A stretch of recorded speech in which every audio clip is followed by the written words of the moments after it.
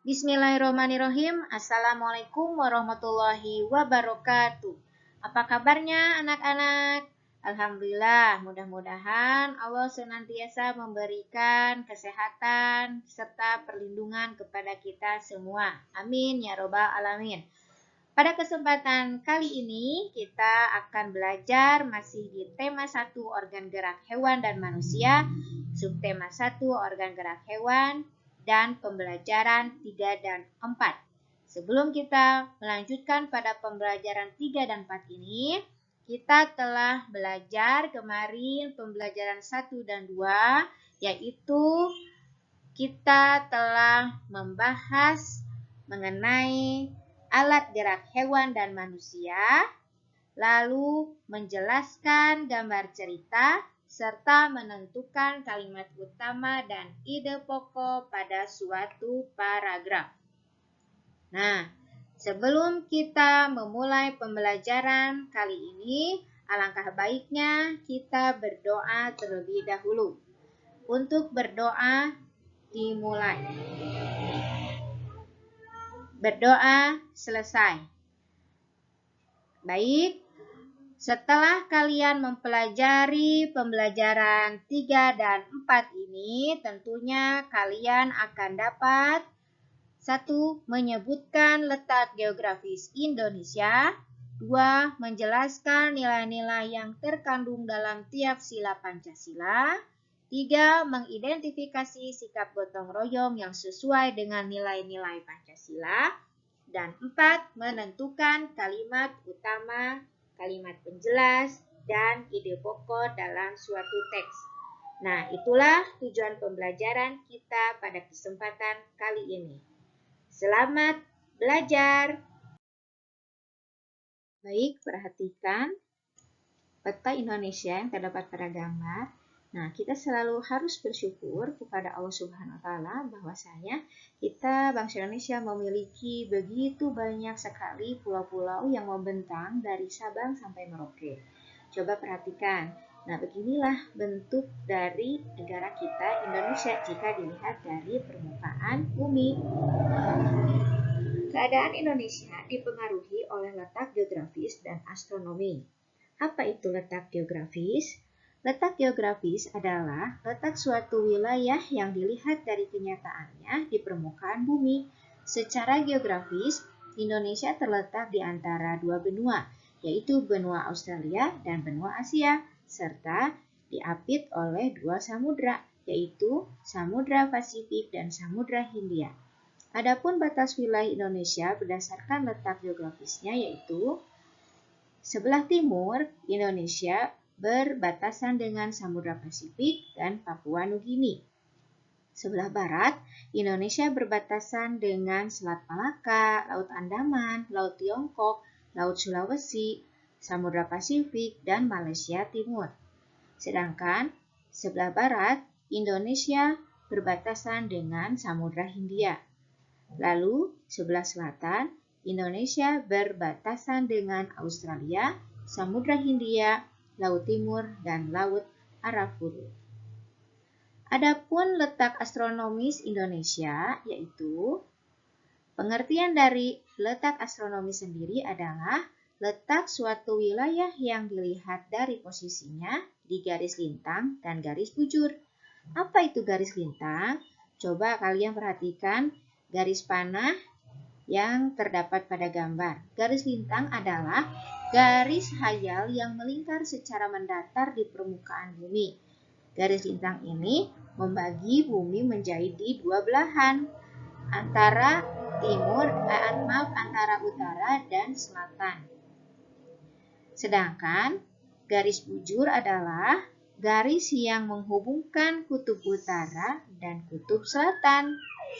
Garis bujur ini membelah bumi dari atas ke bawah, sehingga menjadi bagian barat dan timur. Adapun letak astronomis Indonesia yaitu 6 derajat lintang utara sampai 11 derajat lintang selatan dan 95 derajat bujur timur sampai 141 derajat bujur timur. Indonesia adalah negara yang dilewati oleh garis khatulistiwa. Garis khatulistiwa itu adalah garis yang melintang di tengah-tengah bumi pada 0 derajat, sehingga Indonesia memiliki musim tropis, yaitu hanya memiliki 2 musim saja, musim hujan dan musim kemarau.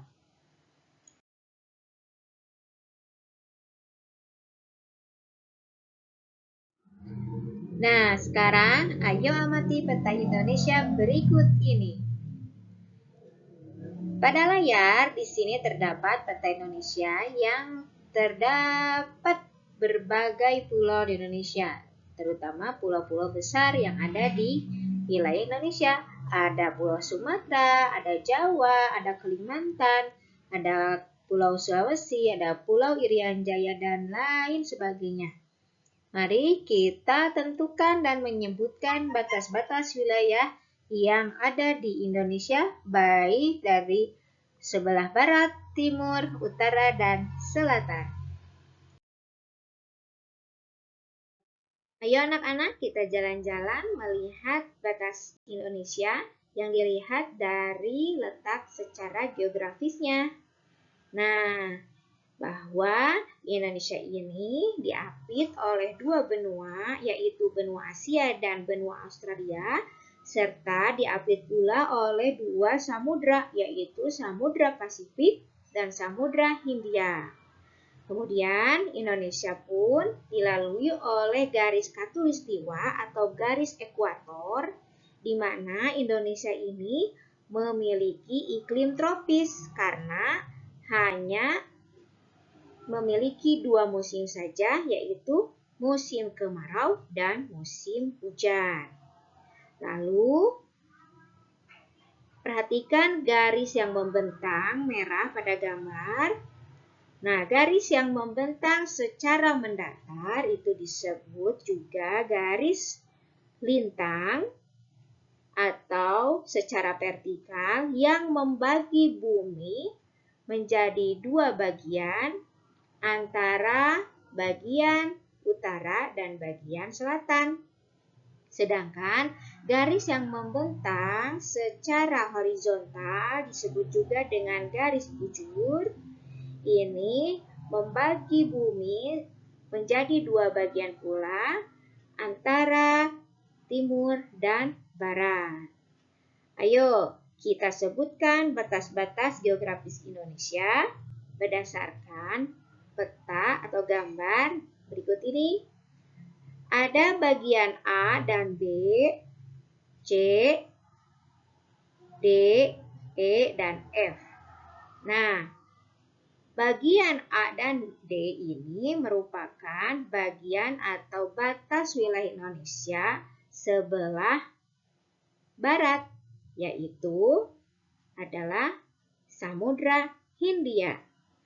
Sedangkan bagian B ini adalah batas Indonesia bagian utara. Juga bagian C ini merupakan batas Indonesia bagian utara. Bagian B ini nama wilayahnya adalah Laut Tiongkok Selatan. Sedangkan bagian C adalah, iya betul, Laut Pasifik atau Samudra Pasifik. Sedangkan bagian F ini batas wilayah Indonesia bagian timur dan berbatasan dengan negara Papua Nugini. Sedangkan untuk batas wilayah di sebelah selatan ini ada benua atau negara Australia yang ditunjukkan oleh huruf E. Dapat dipahami ya? Seperti yang Ibu katakan tadi, Indonesia memiliki ribuan pulau yang membentang di perairan. Nah, namun Indonesia memiliki juga 6 pulau besar, yaitu ada Pulau Sumatera, Pulau Kalimantan, Pulau Jawa, Pulau Sulawesi, Pulau Bali dan Nusa Tenggara, serta ada Pulau Papua. Baik, kita perhatikan masing-masing kondisi geografis di Indonesia dari tiap pulaunya. Yang pertama ada Pulau Sumatera. Kedua ada Pulau Kalimantan. Silahkan kalian amati, cermati untuk tiap luas wilayah, batas wilayah dari tiap-tiap pulau tersebut. Berikutnya ada pulau besar, Pulau Jawa, dan Pulau Sulawesi.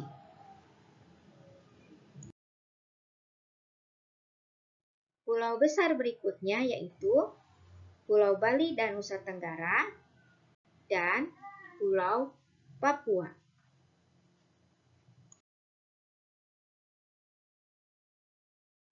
Nah, anak-anak, setelah kita mengetahui letak geografis dan letak astronomi dari negara Indonesia, tentunya kita patut bersyukur bahwa Indonesia adalah negara yang sangat luas, negara yang sangat kaya, yang memiliki begitu kekayaan yang berlimpah baik dari segi perairan ataupun dari daratannya.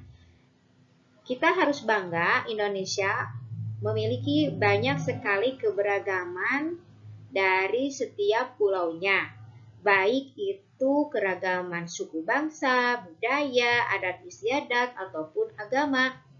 Namun semua keberagaman itu tidak boleh menjadikan kita terpecah belah. Justru harus menjadikan masyarakat Indonesia tetap bersatu sesuai dengan semboyan negara kita, yaitu Bhinneka Tunggal Ika.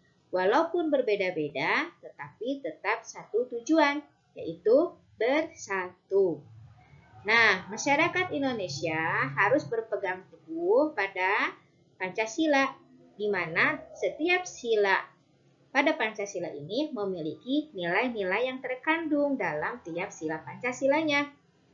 Kalian pasti sudah tahu kan lambang-lambang yang terdapat pada Pancasila. Sila pertama dilambangkan oleh bintang dan sila kedua dilambangkan oleh rantai. Sila ketiga dilambangkan oleh pohon beringin dan sila keempat dilambangkan oleh kepala banteng serta sila kelima dilambangkan oleh padi dan kapas. Nah, setiap sila pada Pancasila tentunya memiliki nilai-nilai yang terkandung. Silahkan kalian baca nilai-nilai yang terkandung dalam tiap sila Pancasila. Baik, perilaku yang sesuai dengan sila pertama adalah menghormati teman yang sedang beribadah, kemudian berdoa sebelum dan sesudah belajar atau setelah aktivitas.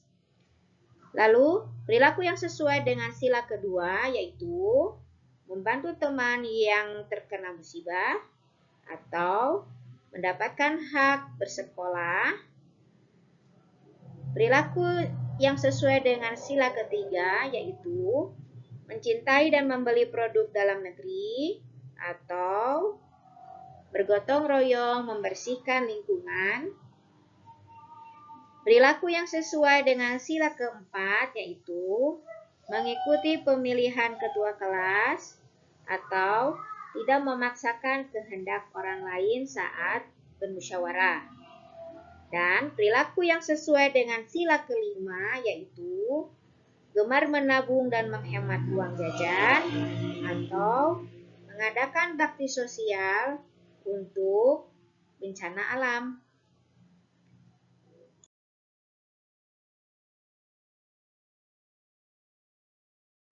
Nah, berikutnya sikap gotong royong sesuai dengan nilai Pancasila. Gotong royong merupakan modal dasar bagi terciptanya suasana kemasyarakatan yang harmonis. Mengapa demikian? Karena dengan bergotong royong, masyarakat akan sering melakukan silaturahmi dan kerjasama sehingga terjalinlah solidaritas. Kerjasama sendiri itu adalah suatu bentuk budaya bangsa Indonesia yang sering disebut dengan gotong royong. Sikap gotong royong dapat mempererat hubungan masyarakat sehingga menjadi masyarakat yang rukun dan bersatu sesuai dengan Pancasila. Gotong royong ini menjadi kunci keberhasilan dalam pembangunan di Indonesia. Dengan gotong royong, masyarakat memiliki tujuan yang sama untuk mewujudkan kepentingan bersama tanpa mempedulikan perbedaan suku dan ataupun golongan. Oleh karena itu, gotong royong merupakan modal dasar demi terwujudnya masyarakat Indonesia yang harmonis dan sejahtera. Di sini Ibu punya gambar siswa yang sedang membersihkan kelasnya atau lingkungan sekolahnya secara gotong royong atau kerja bakti.